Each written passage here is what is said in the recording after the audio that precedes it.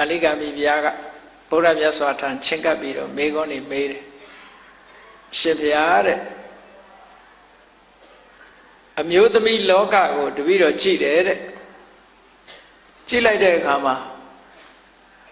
တချို့အမျိုးသမီးတွေဟာရုပ်အမတန်မှဆိုးတယ်ရုပ်ဆင်းအင်္ဂါနဲ့မပြည့်စုံကြဘူးအယုတ်ဆိုးကြီးတန်ကြတယ်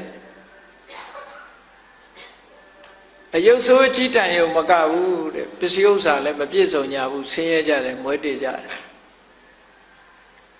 ပစ္စည်းဥစ္စာဆင်းရဲမွဲတေရုံမြမကဘူးသူတို့ဟာဩဇာအာဏာလည်းမရှိရှာကြဘူးတဲ့တိမ်ငယ်ကြတယ်ပေါ့အချက်၃ချက်နော်ရုပ်ဆိုးတယ်မွဲတယ်တိမ်ငယ်တယ်ဒါဒီခေတ်မှာလည်းပဲဒီလိုအမျိုးသမီးတွေရှိနိုင်တာပေါ့နော်ဒါကအမျိုးသမီးတစုနောက်တစုကြတော့ရုပ်ဆိုးတယ်ဒါပေမဲ့လို့ပစ္စည်းချမ်းသာတယ်မသိငယ်ဘူးဩဇာအာဏာရှိကြတယ်ဟောဒီလိုအမျိုးသမီးတွေလည်းရှိတယ်ဗျာတဲ့နောက်အမျိုးသမီးတွေကြတော့ရုပ်အဆင်းအမတန်မှလှကြတယ်ချောမောလှပကြတယ်ဒါပေမဲ့လို့ဆင်းရဲမွဲတေကြတယ်ဆင်းရဲမွဲတေရုံနဲ့မကဘူးအရှိန်ဝါဩဇာဘာမှမရှိလို့တိမ်ငယ်ကြတယ်တဲ့ရုပ်ကလေးချောတာပဲရှိတယ်ပစ္စည်းလည်းမရှိဘူးတိမ်လည်းတိမ်ငယ်တယ်နောက်၄နံပါတ်အုပ်စုကြတော့ရုပ်လည်းချောတယ်ပစ္စည်းဥစ္စာလည်းပေါ်တယ်တိမ်ငယ်မှုလည်းမရှိဘူးစွမ်းရည်တတ္တိတွေအပြည့်ရှိတယ်လို့ဒီလိုအမျိုးသမီးလောကကိုကြည့်လိုက်မယ်ဆိုရင်၄မျိုး၄စားတွေ့ရတယ်ဗျာတဲ့အဲ့ဒါဘာကြောင့်လဲဒါမာလိကမိဖုရားမေးတဲ့မေးခွန်းပဲဒါအမျိုးသမီးတွေသာဒီလိုမဟုတ်ဘူးအမျိုးသားတွေနဲ့ပတ်သက်လို့လည်းပဲကံကြမ္မာကဘယ်လိုပုံဖော်ထားတယ်ဆိုတာကိုဒီသုတ်တံမှာမြတ်စွာဘုရားဟောထားကမ္မဝါဒနဲ့ပတ်သက်တဲ့သုတ်တံတစ်ခုလို့ပြောရမှာပဲအဲ့တော့မြတ်စွာဘုရားဖြေတာလေးကိုကြည့်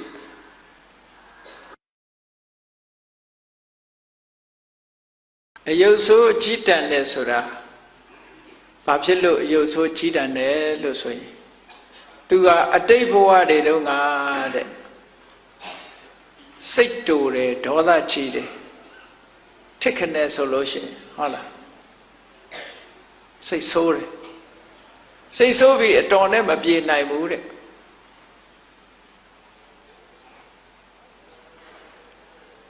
စိတ်ကောက်တယ်စိတ်ဆိုးတယ်ဖြစ်ပေါ်လာတဲ့ဒေါသဘယ်တော့မှအတော်နဲ့မငြိမ်းဘူးတဲ့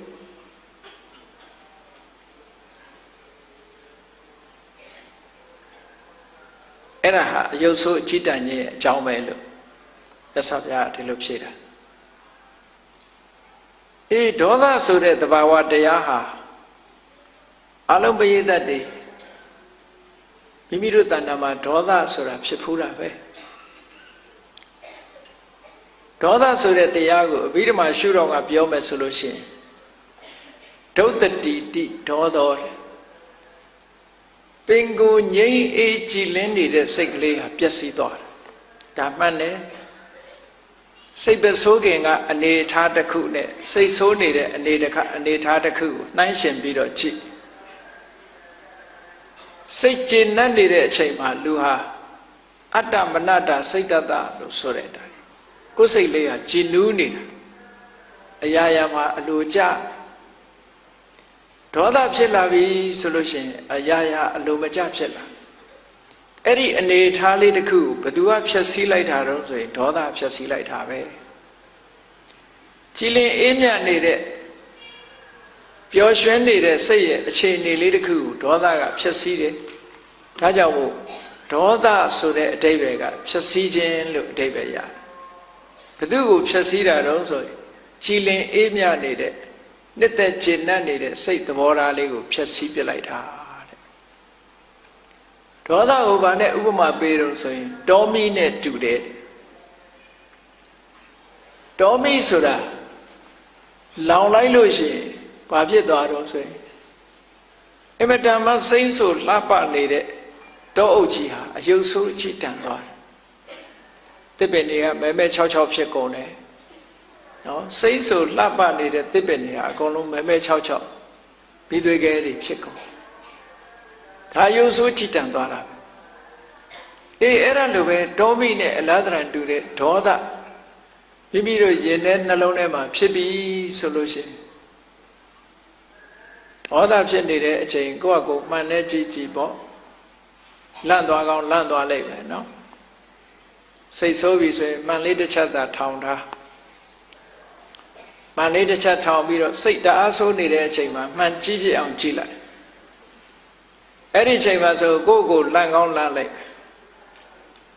နှုတ်ခမ်းကစူးနော်မျက်မှောင်ကကျုပ်မျက်ကြောကတင်းအဲ့ဒါလို့အနေထားမျိုးတစ်ခုထိအောင်ရုပ်ပြက်ဆင်းပြက်ကိုဘယ်သူကလှုပ်လိုက်တာတော့ဆိုဒေါသလှုပ်တာအဲ့ဒီဒေါသကသူဖြစ်တဲ့အချိန်မှာလည်းအယုတ်ဆိုးအကြီးတန်းစေတယ်ဒီဒေါသကြောင့်ဖြစ်ပေါ်လာတဲ့ကံကြောင့်ဘဝဆက်တိုင်းမှာလည်းပဲလူဟာအယုတ်ဆိုးအကြီးတန်းတဲ့ပုံရိပ်ကြီးပေါ်နေတယ်ဘဝရုပ်ပုံလွှာကြီးပေါ်နေတယ်ဒါကြောင့်မို့လို့လူတွေဟာအယုတ်ဆိုးကြတာပါတဲ့ဒါမြတ်စွာဘုရားဖြေတယ်ဟုတ်တာဒါကတော့သိကြတာပဲเนาะပြုံးရွှင်နေတဲ့မျက်နှာတစ်ခုဟာကြည်လင်းနေတဲ့မျက်နှာအသွင်အပြင်တစ်ခုဒေါသဖြစ်တာနဲ့တပြိုင်နက်ပြောင်းလဲသွားတယ်ဒါကြောင့်မို့လို့ဒီဒေါသကိုဖြတ်စည်းခြင်းလို့နာမည်ပေးထားတာပေါ့ဒုတ်တတိပဒုတ်တတိတိဒေါသောဒုတ်တတိပျက်စီးသွားစေတယ်သူ့ကိုဖြတ်စည်းတာတော့ဆိုရင်စိတ်အခြေအနေကိုဖြတ်စည်းတယ်စိတ်အခြေအနေတရားကိုဖြတ်စည်းလိုက်တာနဲ့တပြိုင်နက်ရုပ်အခြေအနေလည်းဖြတ်စည်းသွားတာပဲမိများလိုပဲလောင်တဲ့နေရာဟာမဲကြံရစ်တယ်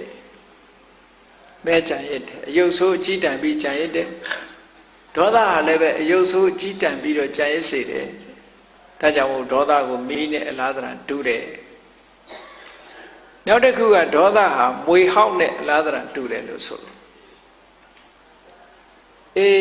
အပြောမခံအထိမခံတဲ့ပုဂ္ဂိုလ်ဟာမွေဟောက်နဲ့အလားတရံတူတယ်မွေဟောက်ဟာသွားထိလိုက်တာနဲ့ရှူးဆိုပြင်းကြီးထောင်ရလောက်ဖို့ပဲဒေါသသမားဟာလည်းတစုံတစ်ခုသွားမပြောလိုက်နဲ့ तू မကြိုက်တာချက်ချင်းကြီးဟုတ်လားပြင်းထောင်လိုက်တယ်လို့ပဲ तू ကလည်းရှုဆိုပြီးတော့ရန်လောက်တော့တာပဲเนาะအဲ့ဒါကြောင့်မို့လို့ဒေါသကိုမွေဟောက်နဲ့လားသရတူတယ်လို့ဒီလိုလဲဆိုတယ်နေ့စဉ်တဲ့ဘဝမှာဘုန်းကြီးတို့တဏ္ဍာဒီဒေါသဆိုတဲ့တရားကိုမနှိမ်နှင်းနိုင်ဘူးဆိုလို့ရှိရင်ဖြစ်လျာဘဝမှာအယုတ်ဆိုးကြီးတန်နေကြပါပဲအမျိုးသားပဲဖြစ်ဖြစ်အမျိုးသမီးပဲဖြစ်ဖြစ်ဘဝရုပ်ပုံလွှာတစ်ခုဟာဒေါသကြီးခဲ့တဲ့ဘဝရုပ်ပုံလွှာတွေဟာဒေါသနဲ့မကင်းတဲ့ဘဝရုပ်ပုံလွှာတွေဟာအယုတ်ဆိုးကြီးတန်ကြီးတွေပဲပေါ်လာမှာတဲ့ခုခေတ်တချို့လူတွေနော်မျက်နှာကဘလို့မှကြည့်လို့မလောက်အောင်ဘယ်လိုမျက်နှာမျိုးတော့ဆိုရင်အရင်တော့ကရုပ်ရှင်ရိုက်တဲ့စာတန်းလိုပဲငိုရွေ့ရည်ရွေ့မရတော့မျက်နှာဆိုဘယ်လိုမျက်နှာမျိုးလဲမသိဘူးเนาะဟိုလိုလည်းမရဘူးရည်လိုလည်းမရဘူးတချို့ကရည်တာတောင်ပြုံးတာတောင်မဲ့ရောင်ပေါ်နေတဲ့မျက်နှာမျိုးရှိသေးတယ်ပကြီးဆရာတောင်မှတခါတလေအဲ့ဒီမျက်နှာမျိုးပေါ်ဆွဲခြင်းမှာဆွဲတတ်မှာကံကြမ္မာကတော့ဆွဲပေးလိုက်တယ်ပြုံးတာတောင်မှမဲ့တဲ့ရုပ်ပေါ်ဆွဲထားတယ်အဲ့ဒါဒေါသရဲ့အရှိန်အဝါလေးလို့ဒီလိုပြောရမှာပဲအဲ့တော့ဒီဒေါသကဘယ်သူစီမှာဖြစ်တော့ဆိုကိုယ်တဏ္ဍာမှာဖြစ်တာပဲဒါဖြင့်ဒီဒေါသကိုဘာနဲ့ရှင်းကြမလဲမြတ်စွာဘုရားကမေတ္တာဘာဝေတ္တဗဒေါသတပဟာနာယဒေါသကိုအပြတ်ရှင်းကြလို့ရှိရင်မေတ္တာဘာဝနာပွားပါတဲ့ဒီလိုပြောတာမေတ္တာဆိုတာအဒေါသမုန်းတီးခြင်း အလိုမကျမှုကင်းခြင်းလို့ဆိုတဲ့အကျိုးစီးပွားကိုလိုလားတဲ့မေတ္တာတရားဟာအရောဓအဲ့ဒီအရောဓဆိုတဲ့မေတ္တာတရားသည်ဒေါသဆိုတဲ့တရားကိုဖယ်ရှားပြစ်နိုင်ပါတယ်တဲ့ဒါဖြင့်မေတ္တာဘာဝနာဘယ်လိုပွားရမလဲလို့ဆိုလို့ရှိရင်ကို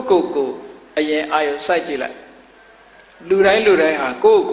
ရှေးဥစွာအာယုံထားလေးရှိကြဒါကြောင့်မလို့မေတ္တာပို့တဲ့ထဲမှာအဟံအဝိရောဟောမိငါရန်ကင်းမရစေအပြပိသောဟောမိဆင်းရဲကင်းမရစေအာနိကောဟောမိဒုက္ခတွေကင်းမရစေဒုက္ခိအတ္တနံပရိဟရာမိချမ်းသာဒုက္ခချမ်းသာတာခန္ဓာကိုယ်ကြီးရဲ့ဝန်တွေကိုရွတ်ဆောင်မရစေလို့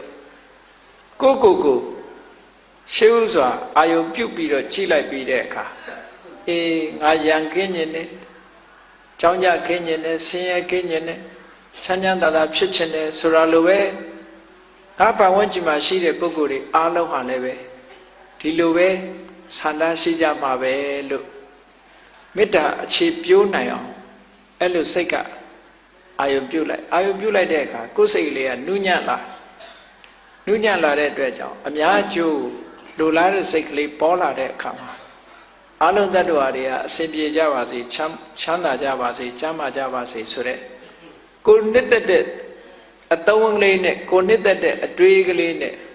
အများသတ္တဝါတွေချမ်းသာပါစေဆိုတဲ့ဒီစိတ်ဓာတ်ကလေးထပ်တလဲလဲဖြစ်အောင်လုပ်တာကိုမေတ္တာပွားတယ်လို့ခေါ်တယ်အေးမေတ္တာဆိုတာ၃မျိုးရှိတယ်ကာယကံမေတ္တာဝစီကံမေတ္တာမနောကံမေတ္တာကာယကံမေတ္တာလို့ဆိုတာလမ်းသွားရင်ဆူညောက်ခလုတ်တွေတွေ့ရင်ဒီဆူညောက်ခလုတ်နဲ့မမြင်လို့တက်နေမိရင်ဒုက္ခရောက်လိမ့်မယ်ခလုတ်မထီဆူကြည့်ကြပါစေနဲ့ဆိုဖယ်သွားတယ်ဒါအားလုံးကိုမေတ္တာထားတယ်လို့ခေါ်တယ်နော်လမ်းမှာတစုံတစ်ခုတွေ့လို့လူတွေထိခိုက်ပါဆိုရင်ရှင်းပေးသွားတယ်ဒါကာယကံမေတ္တာလို့ခေါ်တယ်ဝစီကံမေတ္တာဆိုတာလူတယောက်ကိုကြည့်ဒီလိုအလုပ်မျိုးမလုပ်ကြနဲ့ဒီလိုအတွေးမျိုးမတွေးကြနဲ့ကိုယ်မိတ်ဆွေတွေဒုက္ခမရောက်ရအောင်ပြောတယ်ကူညီတယ်စောင့်ရှောက်တယ်ဆုံးမတယ်အကြံပေးတယ်ဒါဝစီကံမေတ္တာလို့ခေါ်တယ်ချမ်းသာကြပါစေလို့နှုတ်ကမြတ်တယ်မနောကံမေတ္တာဆိုတာကြတော့ခုနအလိုစိတ်ထဲမှာဖြစ်အောင်လုပ်တာအဓိကကတော့မေတ္တာဘာဝနာပွားတယ်ဆိုတာမေတ္တာမနောကံကိုပွားခိုင်းတာစိတ်ထဲမှာတတ္တဝါတွေချမ်းသာကြပါစေဆိုတဲ့စိတ်ကိုအမြဲတမ်းစစက်မပြတ်မိမိတဏ္ဍာမှာဖြစ်အောင်လှုပ်ခြင်းဖြစ်ရင်တဲ့နှလုံးထဲမှာရှိတယ်ဖြစ်ပေါ်လာတတ်တဲ့ဒေါသတရားကိုဖယ်ရှားပြစ်နိုင်ပါတယ်ကောင်းပြီအဲ့ဒီဒေါသဆိုတာအကြောင်းမဲ့ဖြစ်တာလားဘာကြောင့်ဖြစ်တာလဲလို့မေးကြည့်ရင်သူ့မှာလည်းအကြောင်းရှိတယ်အကြောင်းကဘာတော့ဆိုလို့ရှိရင်ဒေါသဖြစ်เสียအာယုံကဒေါသဖြစ်เสียအတွေးဒေါသဖြစ်เสียအာယုံကတစ်ခုအဲ့ဒီအတွေးနဲ့အာယုံပေါ်မှာမသိမတင်စိတ်ထဲမှာတွေးတောချန်စီမှုကတစ်ခုလို့စာလို့ပြောလို့ရှိရင်အာဂတဝတ္ထုမကျေနပ်တဲ့စိတ်ထဲမှာခံမြဲတဲ့အကြောင်းအရာကတစ်ခုမသိလျော်တဲ့အတွေးမုန်းတီးတဲ့အတွေးတွေးမှုကတစ်ခုလို့အဲ့ဒီအကြောင်းနှစ်ခုကြောင့်ဒေါသဆိုတာဖြစ်လာဒါကြောင့်မို့လို့ဒေါသဖြစ်ခြင်းအကြောင်းကိုအာဂတဝတ္ထု၉မျိုးဆိုပြီးတော့မြတ်စွာဘုရားဟောထားတာရှိတယ်အာဂတဝတ္ထု၉မျိုးဆိုတာအလွယ်လေးမှတ်ချင်လို့ရှိရင်အာဂတဝတ္ထု၉မျိုးဆိုတာဘာလဲလို့ဆိုရင်ရှင်တဲ့နှလုံးထဲမှာမုန်းတီးမှုတွေကိုသိမ်းထားဖို့အကြောင်းတွေကဘယ်လိုအတွေးတွေနဲ့သိမ်းထားကြတာတော့ဆိုရင်လူတွေဟာလူတယောက်ကိုမုန်းပြီဆိုလို့ရှိရင်ဘယ်လိုတွေးပြီးမုန်းတာတော့အမျိုးမျိုးတော့ရှိမှာပေါ့သို့တော့စာကဆိုတာအလုံးခြုံမိအောင်ပြထားတယ်ဒီလူဟာငါရဲ့အကျိုးမဲ့ကိုအရင်ကလည်းလှုပ်ခဲ့ဘူးတယ်အခုလည်းလှုပ်နေတုံးပဲနောက်လည်းလှုပ်အောင်မှာပဲသုံးခုနော်ဒီလူဟာငါရဲ့အကျိုးမဲ့ကို အရင်ကလည်းလှုပ်ခဲ့တယ်အခုလည်းလှုပ်နေတော့ပဲနောက်လည်းလှုပ်အောင်မှာပဲဒီအတွေးတစ်မျိုးမျိုးဟာဒေါသကိုဖြစ်ပွားစေတယ်နောက်တစ်ခုကဒီလူဟာငါနဲ့ခင်မင်ရင်းနှီးတဲ့ပုဂ္ဂိုလ်ရဲ့အကျိုးမဲ့ကိုအရင်ကလည်းလှုပ်ခဲ့ဘူးတယ်အခုလည်းလှုပ်နေတော့ပဲနောက်လည်းလှုပ်အောင်မှာပဲသုံးခုဒီအတွေးတွေဟာဒေါသကိုဖြစ်ပွားစေတတ်တဲ့အတွေးတွေနောက်တစ်ခုကဘာလို့ဆိုရင်ဒီလူဟာငါနဲ့မတည့်တဲ့ငါရန်သူရဲ့အကျိုးတွေကိုအရင်ကလည်းလှုပ်ခဲ့တယ်အခုလည်းလှုပ်နေတော့ပဲနောက်လည်းလှုပ်အောင်မှာပဲဆိုတဲ့အတွေးပေါင်းလိုက်တဲ့အခါကျတော့ကိုယ်ကိုရှိတယ်ဒါစဉ်းစားကြည့်ပေါ့ကိုယ်တဏ္ဍာမှာဒေါသဖြစ်လာရင်အဲ့ဒီထဲပါမပါစဉ်းစားကြည့်နောက်တစ်ခုထပ်ထည့်လိုက်ပဲအဋ္ဌာဏကောပဆိုတာရှိသေးတယ်အဋ္ဌာဏကောပဆိုတာရှိသေးတယ်အရာမဟုတ်တဲ့နေရာမှာလဲလူကစိတ်ဆိုးတတ်တယ်တဲ့နော်ဘယ်လိုစိတ်မဆိုးရမယ့်နေရာလဲစိတ်ဆိုးတယ်ဘယ်လိုနေရာတုံးဆိုရင်လမ်းသွားရင်ခလုတ်တိုက်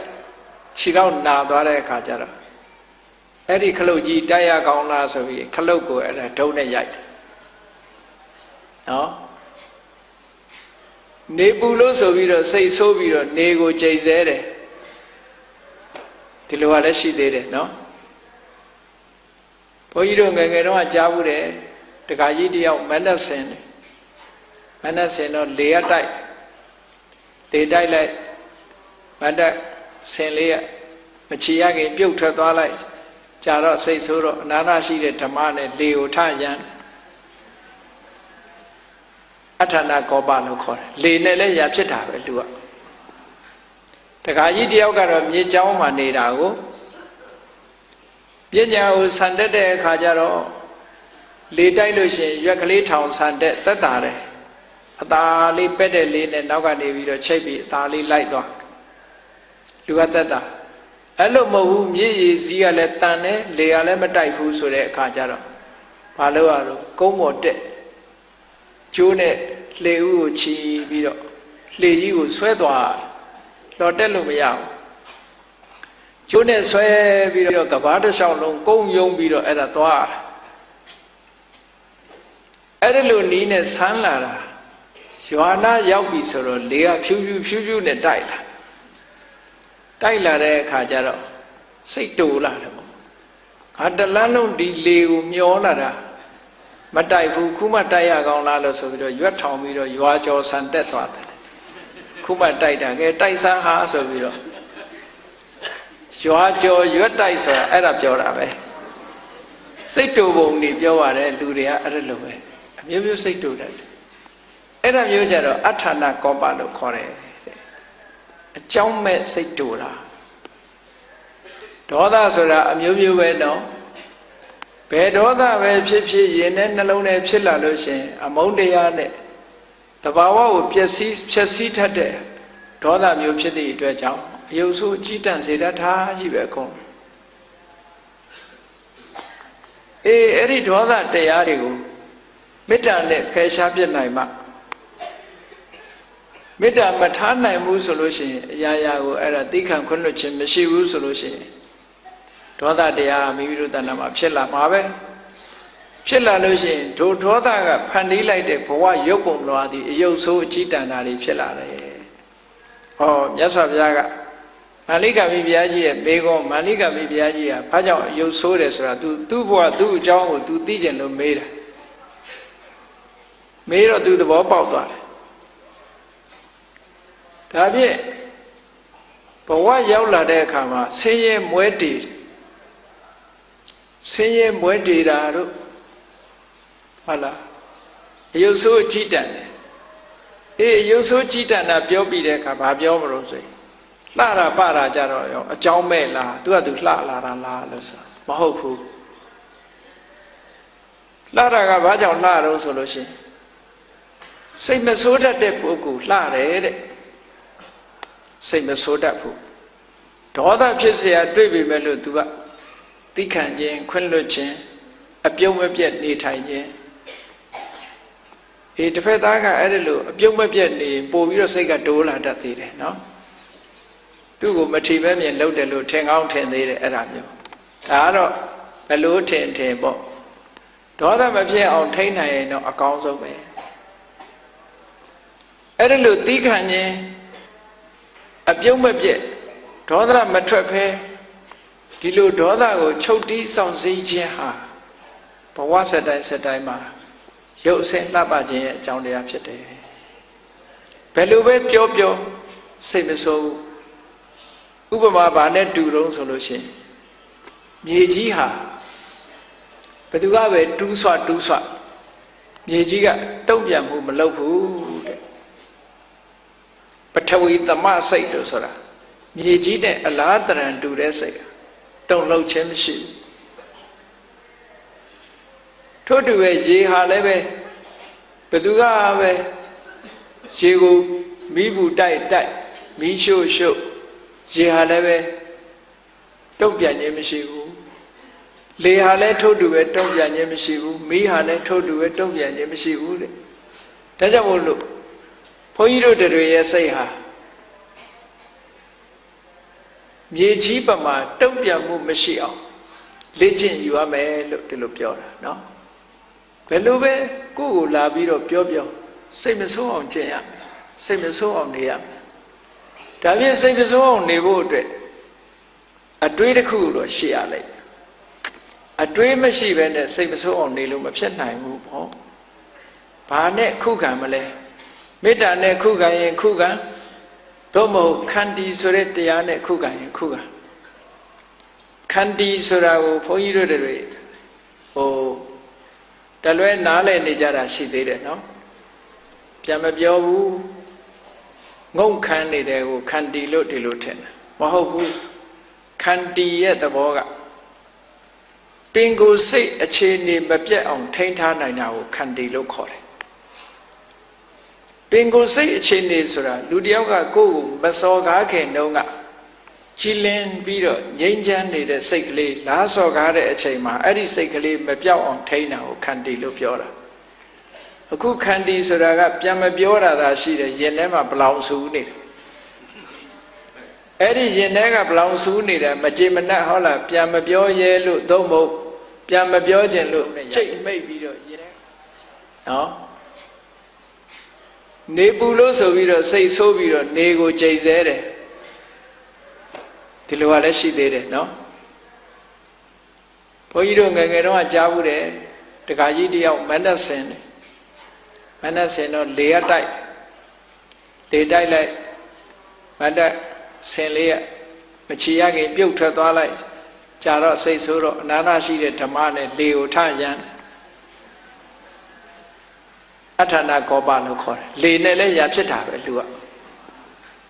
တခါကြီးတယောက်ကတော့မြေเจ้าမှာနေတာကို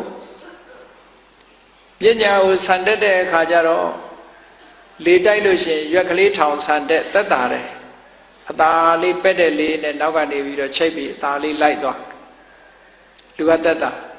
အဲ့လိုမဟုတ်ဘူးမြေရည်စည်းကလည်းတန်တယ်လေကလည်းမတိုက်ဘူးဆိုတဲ့အခါကျတော့ဘာလို့ရတော့ကုန်းပေါ်တက်ကျိုးနဲ့လှေဥကိုချီပြီးတော့လှေကြီးကိုဆွဲသွားလော်တက်လို့မရဘူးကျိုးနဲ့ဆွဲပြီးတော့ကဘာတစ်လျှောက်လုံးကုန်းယုံပြီးတော့အဲ့ဒါသွားအဲ့ဒါလိုနီးနဲ့ဆန်းလာတာရွာနာရောက်ပြီဆိုတော့လေကဖြူဖြူနဲ့တိုက်လာတဲ့အခါကျတော့စိတ်တူလာတယ်ပေါ့ငါတလန်းလုံးဒီလေကိုမျောလာတာမတိုက်ဘူးခုမှတိုက်ရကောင်းလားလို့ဆိုပြီးတော့ရွက်ထောင်ပြီးတော့ရွာကျော်ဆန်တက်သွားတယ်ခုမှတိုက်တာကဲတိုက်ဆန်းဟာဆိုပြီးတော့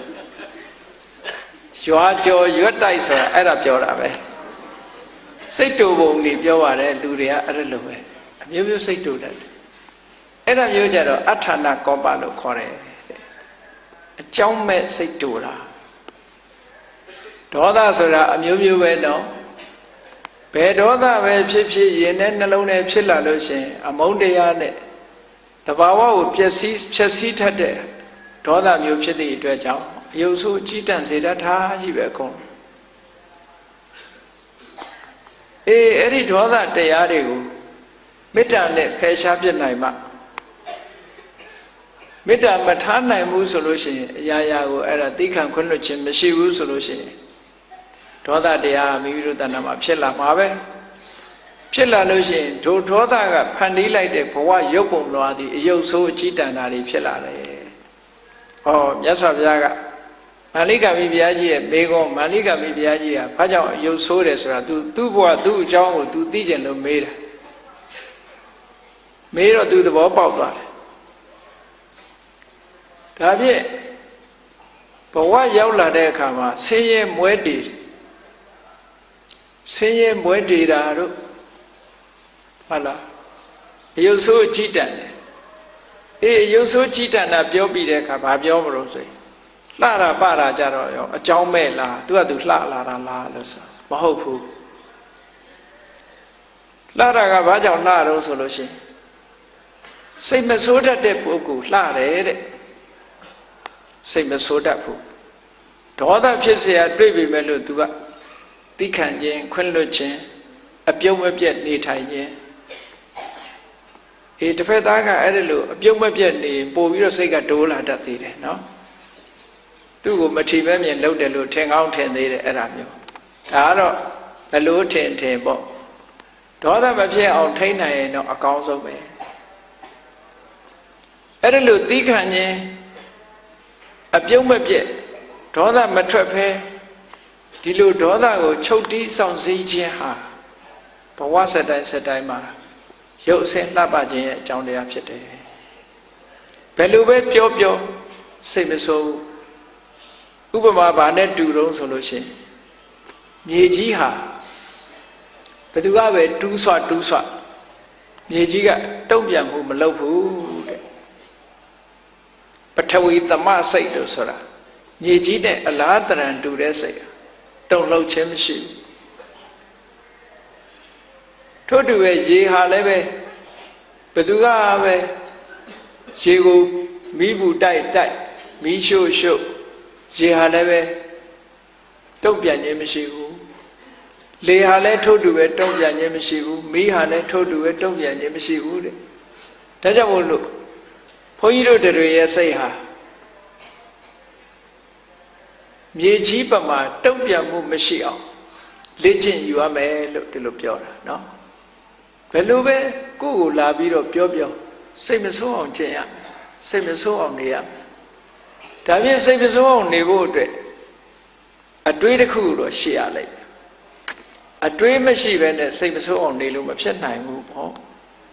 ဘာနဲ့ခုခံမလဲမေတ္တာနဲ့ခုခံရင်ခုခံသို့မဟုတ်ခန္တီဆိုတဲ့တရားနဲ့ခုခံရင်ခုခံခန္တီဆိုတာကိုဘုန်းကြီးတို့တွေတလွဲနားလည်နေကြတာရှိသေးတယ်နော်ပြန်မပြောဘူး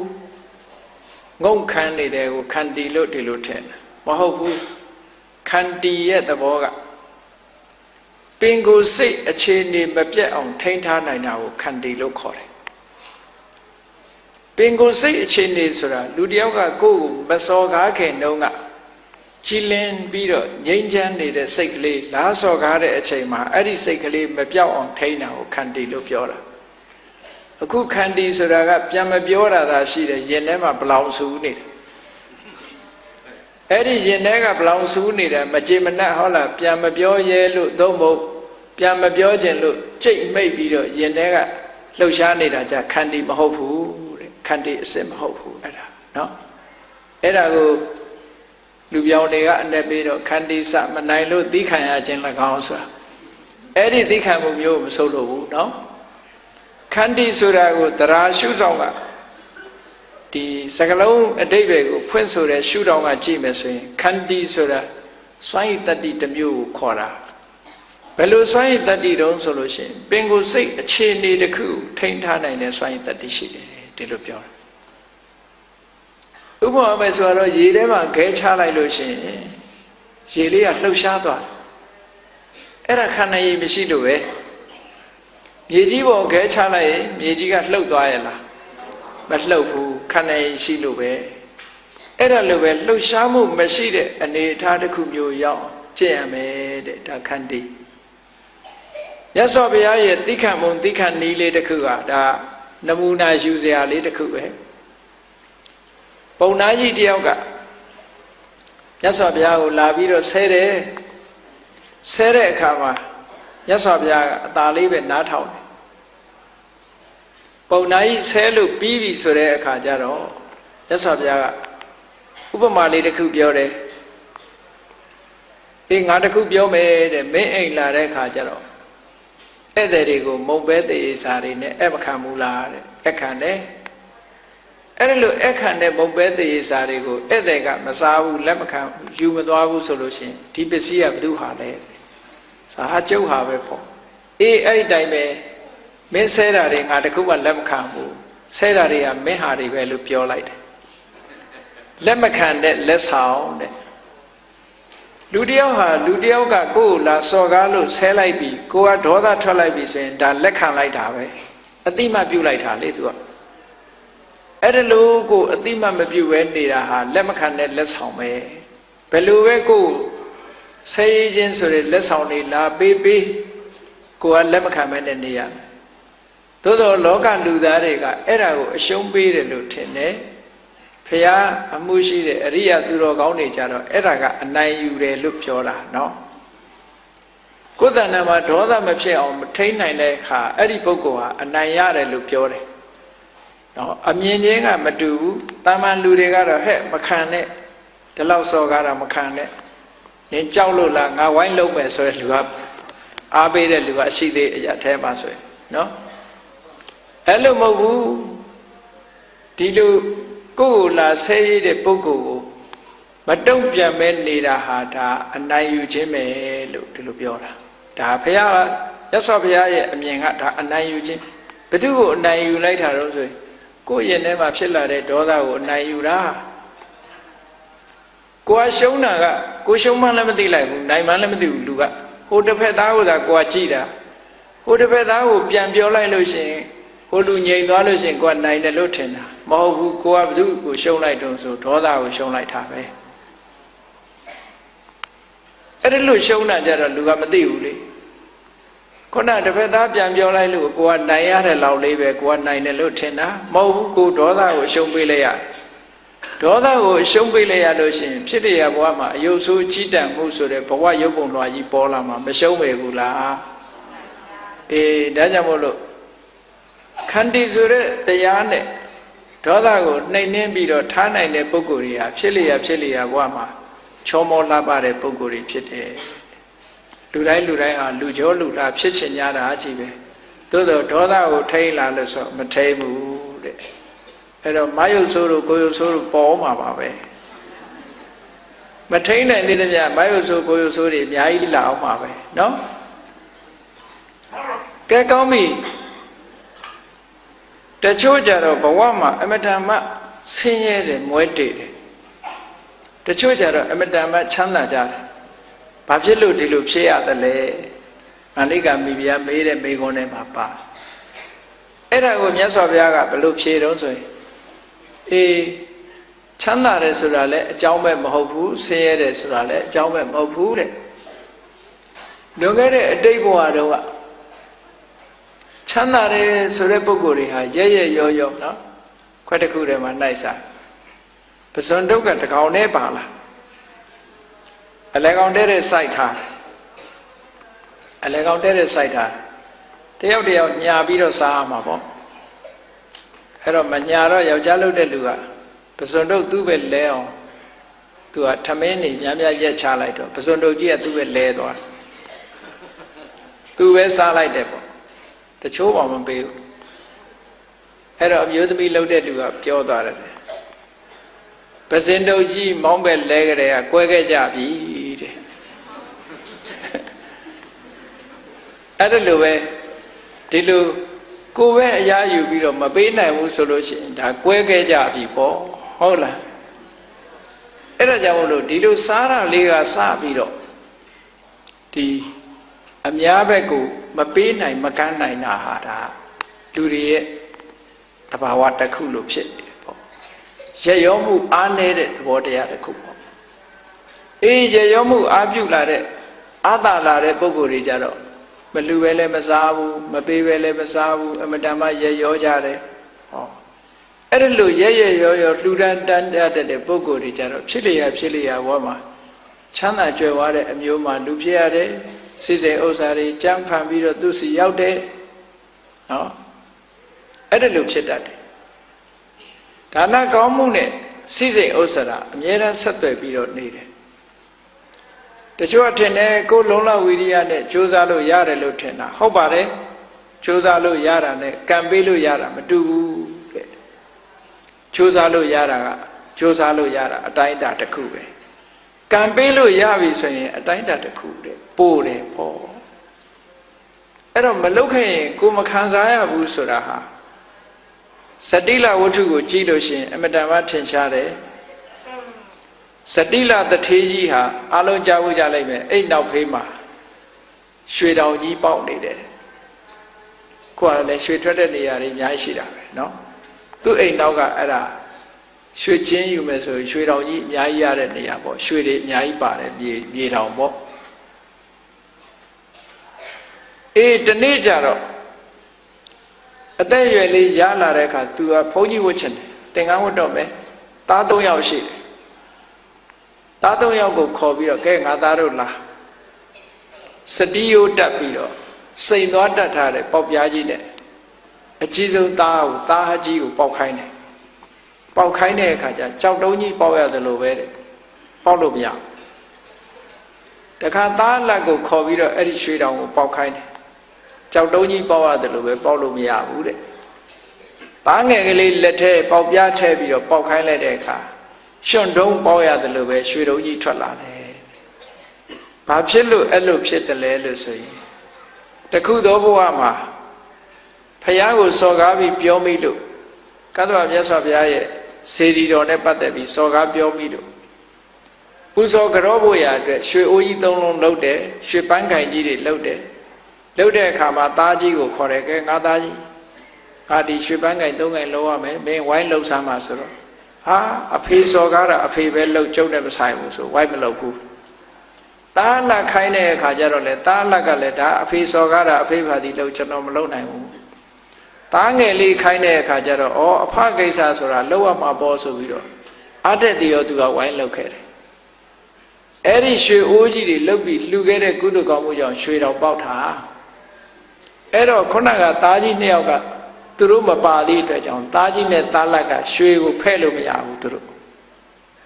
အဲ့တော့စတိလတထေးကပြောတယ်မင်းတို့ငါသားကြီးနှစ်ယောက်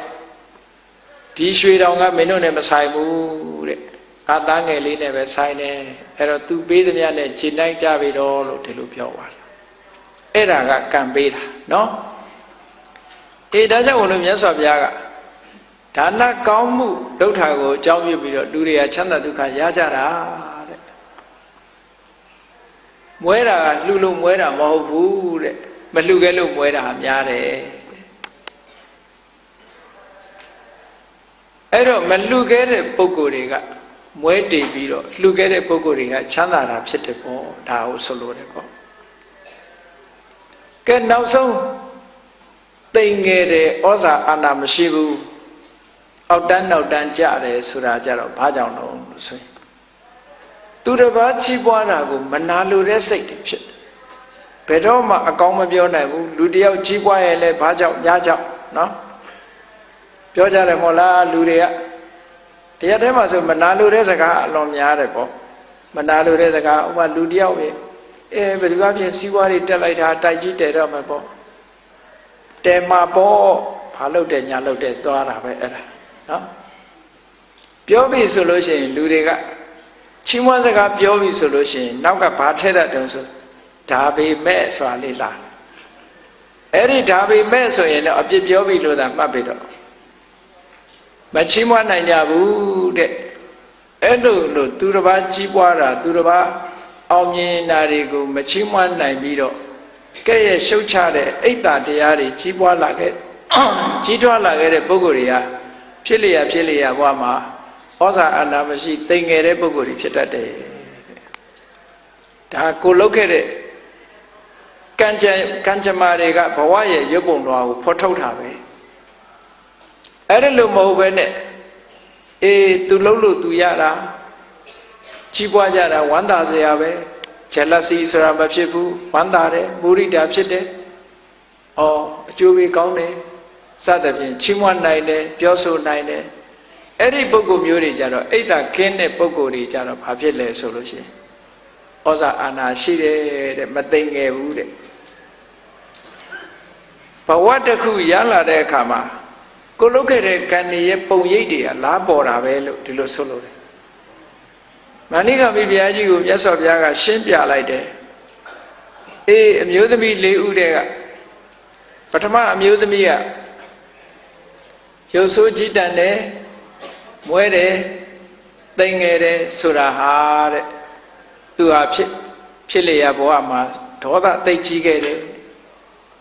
ဒေါသကြီးုံနဲ့မကဘူးအလှူဒန်းလည်းမလုပ်ခဲ့ဘူးတဲ့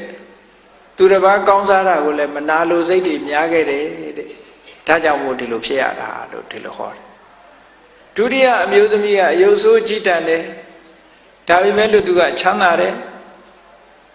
မသိငယ်ဘူးဂုဏ်ရှိတယ်ဆိုတာဘာကြောင့်လဲဆိုရင်သူဟာဟိုဘဝတုန်းကဒေါသကြီးတယ်ဒါပေမဲ့လှူခဲ့တန်းခဲ့တယ်သူများပေါ်မှာမနာလို့အိတ်တာတွေမရှိခဲ့ဘူးကင်းခဲ့တယ်ဒါကြောင့်မို့ဒီလိုဖြစ်တာလို့ဘုရားကဟောတယ်နောက်တတိယအမျိုးသမီးကြတော့ဘာဖြစ်လဲ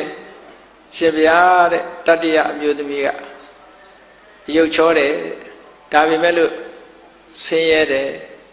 တိမ်ငယ်တယ်အေးဟုတ်တယ်ဟိုဘဝတုန်းကသူကစိတ်ကိုဘယ်တော့မှမဆိုးအောင်စိတ်မဆိုးအောင်ထိန်းတယ်သဘောကောင်းတယ်